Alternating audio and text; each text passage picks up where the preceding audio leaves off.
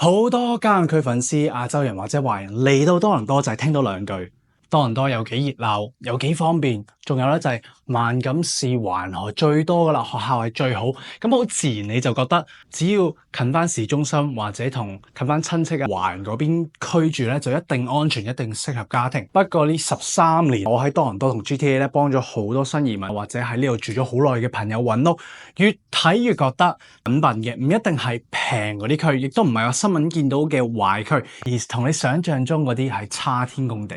今日呢段片咧，我就想用翻官方嘅數據同埋網上網友嘅真實經驗，同你講一講華人亞洲家庭嚟到多倫多 GTA 最容易踩雷嘅5個社區類型。咁有一啲咧治安係比較緊張啦，有一啲係生活壓力，例如通勤學校，同你腦入邊嗰種加拿大夢係差天共地。最後一個咧係90% 華人都最愛嘅地方，不過每次同客去睇屋都要打翻個預防針，同佢講清楚現實係點樣。Hello， 大家好，我係 Ken Salon 全職嘅多倫多地產經紀。講翻個大前提啦，整體嚟講，多倫多係一個非常安全嘅城市。經濟學人咧喺2024年一個全球大型城市安全排名入邊咧，多倫多同埋其他加拿大嘅城市係排名第6嘅，亦都係北美最安全嘅大城市之一。咁2025年啦，好多犯罪統計顯示，兇殺案、搶劫、偷車，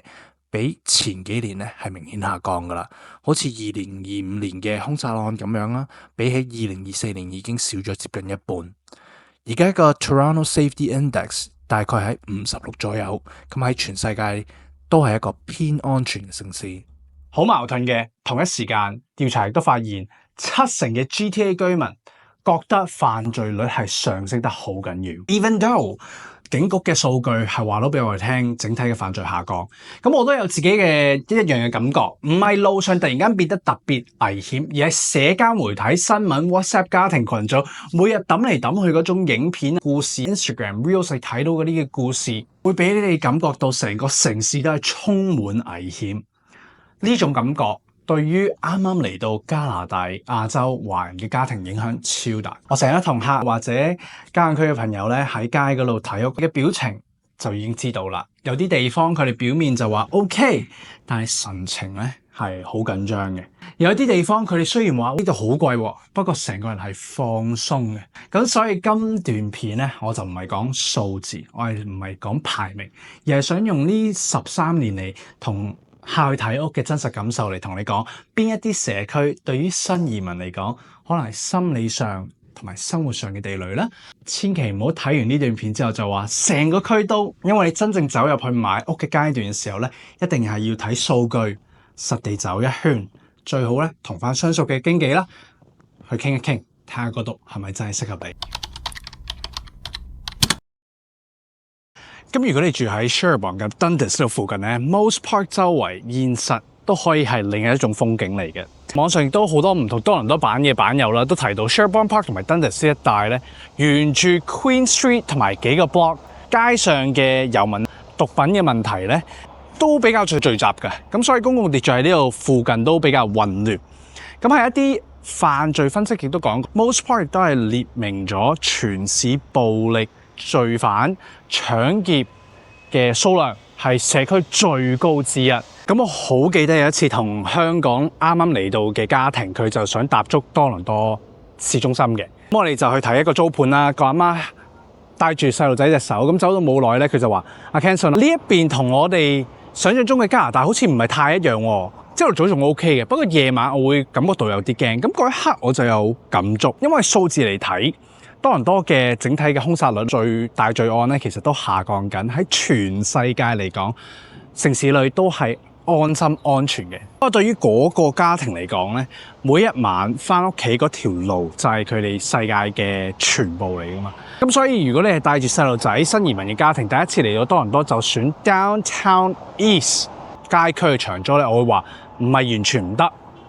不過你要有一個心理準備。因為呢個街景氛圍會喺你心目中嗰個公園、樹林、安靜小街咧嘅加拿大係唔一樣嘅。如果你真係想要嗰種市中心嘅生活，搭地鐵行翻工，咁當然係 OK 啦。不過如果你係想在意細路仔嘅生活環境，晚黑翻屋企個心理上係咪放鬆呢？呢一帶我會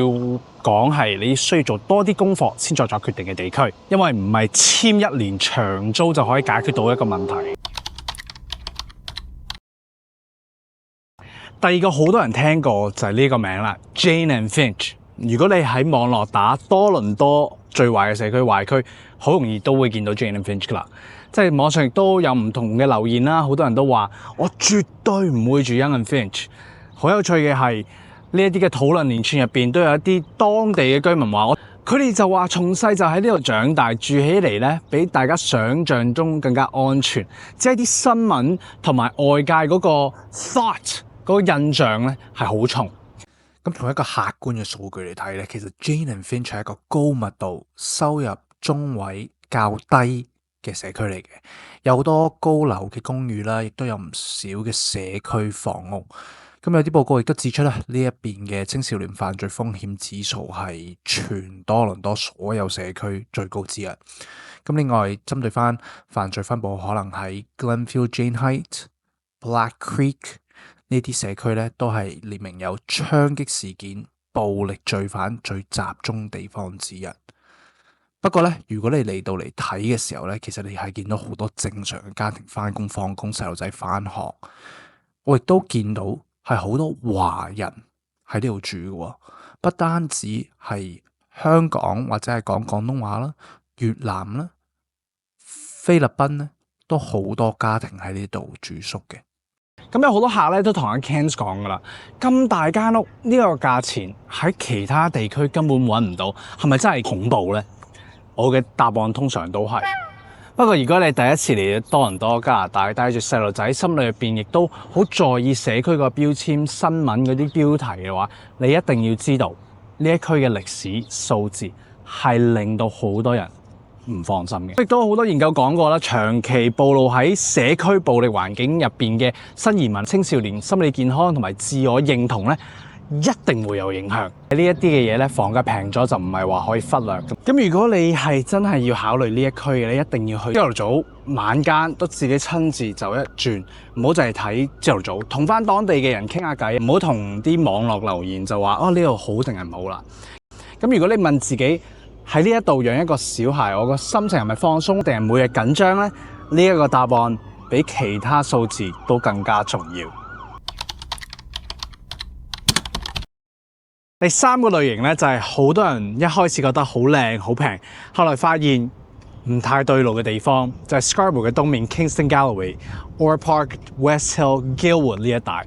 嗱，喺呢一區地圖睇咧，真係幾有吸引力嘅，因為近湖邊啦 ，Buff 嗰度亦都好靚嘅懸崖景色啦，好多街景睇落去咧都好綠，中梯樓層嘅房屋咧都唔少嘅。咁網上亦都有好多人分享，就係成個 Scarborough 咁大，呢一度最有家庭向安靜嘅感覺。Kingston Galloway 同埋 Orr Park 呢一個社區咧，本來就有好複雜嘅歷史。嗱，一份社區嘅報告咧，亦都提到呢一度好多元化嘅社區，有好多嘅社區，有好多 community housing 同埋舊嘅獨立屋。咁呢度嘅居民亦都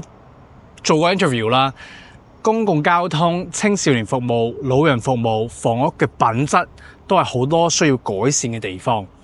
咁好多人喺呢度直接形容房屋咧根本就係噩夢添，希望有更好嘅維修同埋管理。啲報告亦都講過咧，其實過去呢一帶咧有幫派嘅槍殺啦、兇殺事件，引起警方重點打擊。媒體喺新聞入邊咧，亦都時不時見到 Kingston and Galloway 呢一帶有好大嘅新聞，例如排名入邊咧 West Hill 嘅暴力事件、槍擊案件相對比較多。嗱，呢啲嘅資訊，如果你走喺街道，好似而家咁樣咧嘅景象咧，係會有一個好大嘅強烈感嘅，因為你朝頭早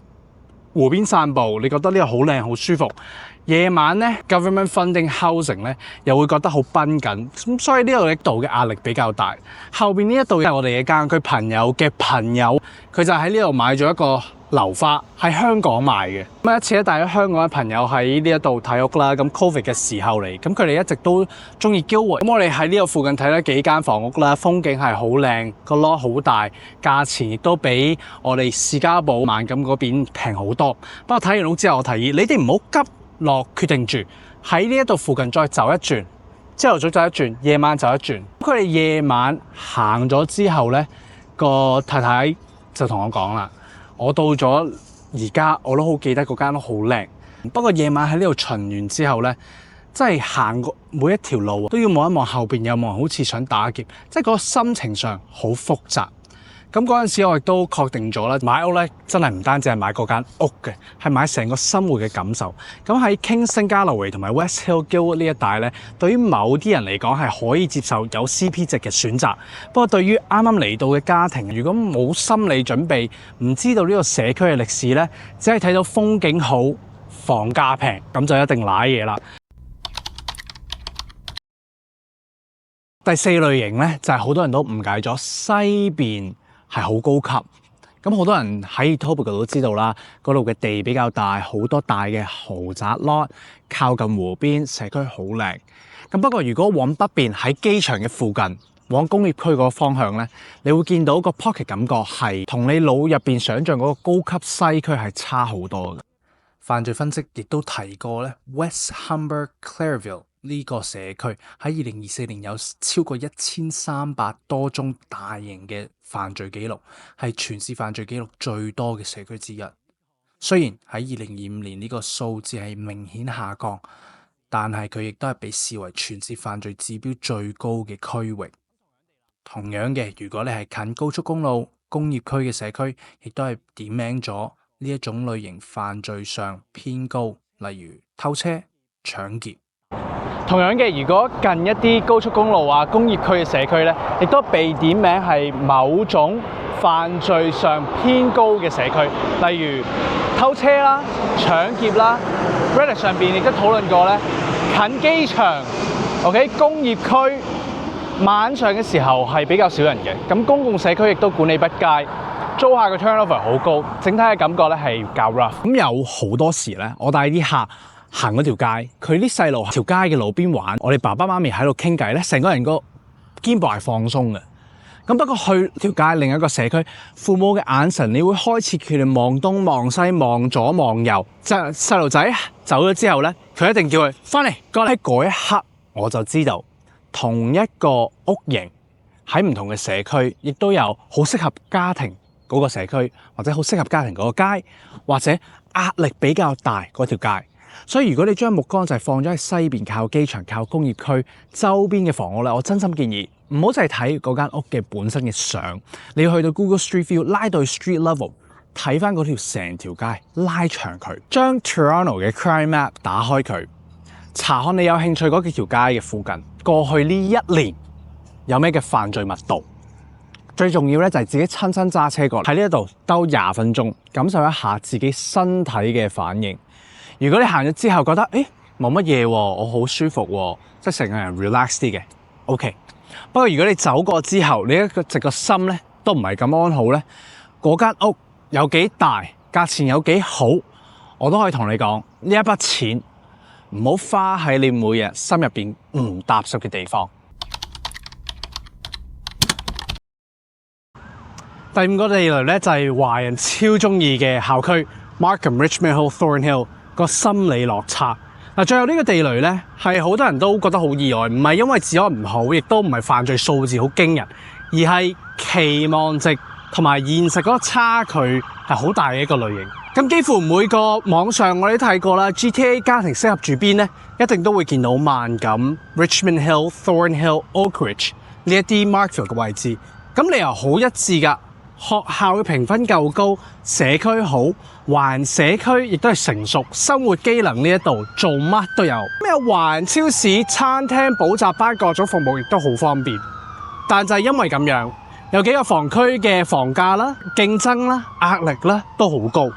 上網亦都有好多貼文咧，就係提醒新移民，如果以你預算唔高，喺呢啲地區只會買到啲房齡好舊、需要大翻新嘅屋。咁有好多學校亦都係好熱門嘅。班入邊亦都好多人，所以家長競爭得非常激烈。最重要咧就係早晚嗰個塞車非常誇張，通勤嘅時間又比你想象中長好耐。咁我喺 Markham Richmond Hill 睇咗咁耐屋咧，其實睇咗咁多年，最常聽到都係嗰幾句：哇！我以為喺呢度送仔翻學好悠閒，結果每一日都要上404、407，即係塞車塞到崩潰。預算咧就啱好夠一啲舊燒嘅屋，買完之後先發覺屋頂、窗門全部都要換過晒佢，咁一筆一筆嘅錢加起嚟咧，個壓力都好大。學校係真係好嘅，不過課外活動、補習班同埋嗰個同劑嘅壓力咧，比我哋預算中強好多。咁對於華人嚟講，萬錦市 Richmond Hill 亦都係一種安全嘅選擇。咁因為親戚朋友都喺呢一度，咁資訊又好豐富啦，因為佢係最安全嘅選擇啊嘛。咁我一對客人咧，佢係有兩個細路，爸爸係 IT，媽媽係做 administration 嘅服務。一開始佢哋只係睇萬錦市嘅 product，咁覺得我入到嚟咁就 OK 啦。咁睇咗幾 round 嘅 house viewing 之後，我就請佢哋做一件事，將3個問題寫低。第一，你哋最在意嘅係學校排名啊，定係細路仔每日嘅快樂同埋壓力呢？第二，你哋願意每日通勤 commute 花幾多時間？第三，你哋嘅 budget 有冇預留足夠嘅子彈去做維修或者你哋嘅 lifestyle 呢？咁寫完之後呢，我就同佢哋講啦，如果你哋在意學校排名嘅，已經準備好塞車維修嘅壓力，咁 Markham Richmond Hill 當然係最好嘅選擇啦。不過如果你哋係在意整體嘅生活平衡，咁無妨真係睇下東邊嘅 Pickering、Ajax， 西邊嘅 Oakville 或者 North of Aurora 同埋 Newmarket 呢啲嘅社區。咁嗰邊嘅學校亦都唔錯，社區安全，但係房價嘅壓力就可能低啲咯。咁最後啦，佢哋都揀咗喺外圍嘅家庭社區買咗屋。搬咗屋之後，個媽咪同我講，有時候接細路仔返學真係覺得個路程有啲長，不過整體上嘅壓力細咗好多。我哋亦都唔覺得每一日好似同成個城市打緊仗，塞車，大家撞嚟撞去。